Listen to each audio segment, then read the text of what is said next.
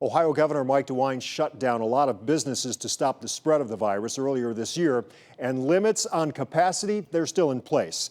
But state lawmakers just passed a bill to limit the governor's powers to respond to the pandemic. This Republican-led measure would prohibit him from moving the date of an election and from ordering the closing of any religious institution. News 5's John Kosick with us tonight. John, the governor does have the power to veto those moves. Yeah, and he hasn't said whether or not he will, Rob. Look, these are largely symbolic because under Ohio law, as it stands right now, a governor can only move the date of an election if there's like a foreign invasion.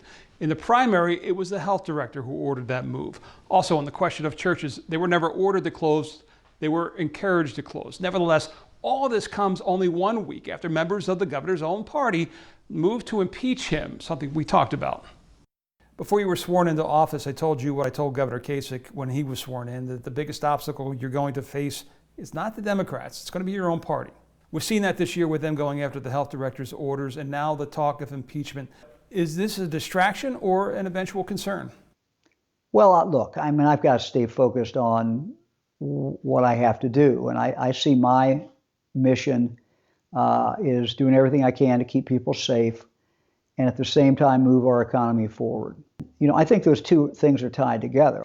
You know, people can introduce anything they want to in the legislature. As you know, 4 members, I guess, introduced an impeachment resolution, and I just can't spend time worrying about that. I've got to focus on doing my job. As he said, his twofold focus, controlling the virus and moving the economy, are tied together.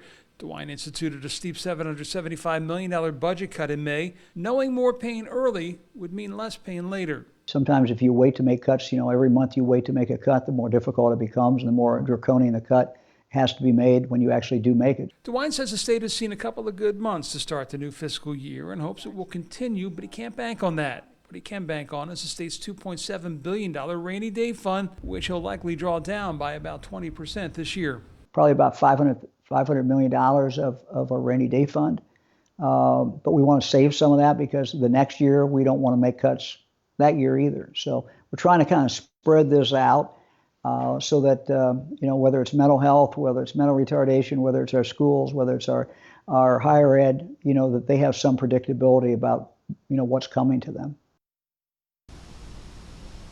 And remember, while the state has a $70 billion biennial budget, they're just the middleman for that money. More than 85% of it goes out to local governments, to education, higher education, Medicaid.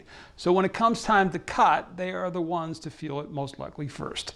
Live in Shaker Heights, John Kosick, News 5.